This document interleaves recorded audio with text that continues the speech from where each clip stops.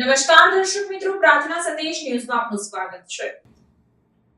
મોગરીથી અંધારિયા ચોકડી તરફના ડામર રોડની સાઈડમાં જે ઝાડ છે તે કાપવા બાબતે નવ ગુજરાત સ્ત્રી અધિકાર સંઘ આણંદના પ્રમુખનાઓ દ્વારા જિલ્લા સેવા સદન ખાતે કલેક્ટરને આવેદનપત્ર પાઠવીને રજૂઆત કરવામાં આવી હતી, જેમાં જણાવવામાં આવ્યું કે મોગરીથી અંધારિયા ચોકડી તરફના ડામર રોડની સાઈડમાં ઊભા લીલા વૃક્ષો કાપવા સારું સામાજિક વનીકરણ વિભાગ આણંદ મારફતે ટેન્ડર પ્રક્રિયા કરી જરૂરી ભાવપત્રકો મંગાવી વૃક્ષ છેદન કરવાની પેરવી કરેલ છે, પરંતુ નામદાર સરકારના વખતના પરિપત્રો આદેશો અન્વયે તારીખ 15 જૂનથી 31 ઓક્ટોબરના સમયગાળા દરમિયાન લીલા ઊભા વૃક્ષો કાપવા અંગે જરૂરી પરવાનગી આપવામાં આવતી નથી।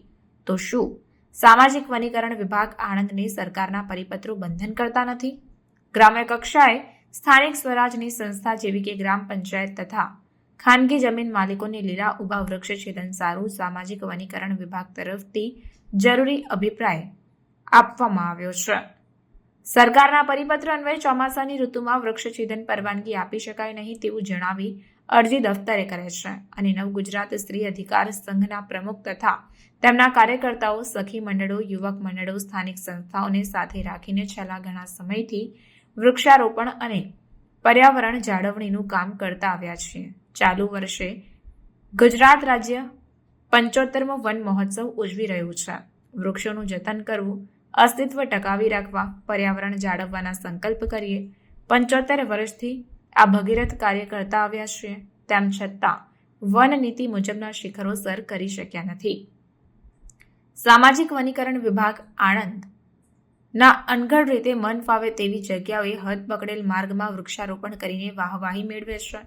ગ્રામજનો કે જે તે વિભાગ માર્ગ અને મકાન વિભાગને વિશ્વાસમાં લીધા વિના સંકલનનો અભાવ છે, ત્યારે આ સામાજિક વનીકરણ વિભાગ આણંદના કોઠે પડેલ છે તેવું તેમનું માનવું છે। તે બાબતને લઈને જિલ્લાના સમાહર્તા તરીકે અનઅધિકૃત રીતે ચોમાસાની ઋતુમાં થતા વૃક્ષ છેદનને અટકાવવાના ભાગરૂપે આવેદનપત્ર પાઠવીને રજૂઆત કરવામાં આવી છે। તેમ છતાં વૃક્ષ છેદન કરવામાં આવશે તો પર્યાવરણ પ્રેમીઓ એકજૂથ થઈને સ્થળે પર્યાવરણ બચાવવા, વૃક્ષ બચાવવા આંદોલનાત્મક કાર્યવાહી હાથ ધરશે તેવી રજૂઆત કરવામાં આવી।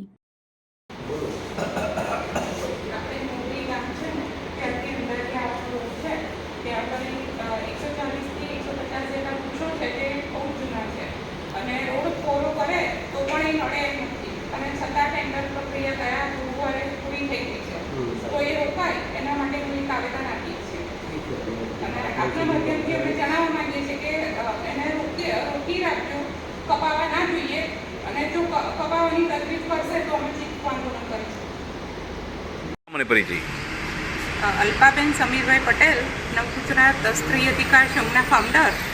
કઈ બાબતને લઈને આજે આવેદનપત્ર આપ્યું છે? દેશ જ્યારે 75મો વન મહોત્સવ ઉજવવા જઈ રહ્યા છે અને દેશને આઝાદીના 75 વર્ષ થયા છે, તો એનું વન મહોત્સવ ઉજવવા જઈ રહ્યા છે, ત્યારે આણંદ જિલ્લાના મોગરી ગામથી અંધારિયા સુધીનો જે રોડ છે ત્યાં આગળ 140થી 150 જેટલા વૃક્ષો છે જે રોડ પહોળો કરવાનો છે, તો એમાં રોડ બનાવવા માટે ક્યાંય નડતરરૂપ નથી એવા વૃક્ષો કાપવા માટેનું ટેન્ડરિંગ ગયા ગુરુવારે થઈ ગયું છે, તો એ રોકાય અને રોડ બને એમાં ઝાડ એક પણ નડે એવું નથી। અમે ગઈકાલે 2 દિવસથી રૂબરૂ જઈ અને આખું નિરીક્ષણ કર્યું અને રોડ ક્યાં સુધી બનશે એ પણ અમે ચેક કર્યા પછી આજે આ આવેદન કલેક્ટર સાહેબને આપ્યું છે। શું માંગણી કરી છે આપણે? આ વૃક્ષ છેદન છે એ ના થવું જોઈએ।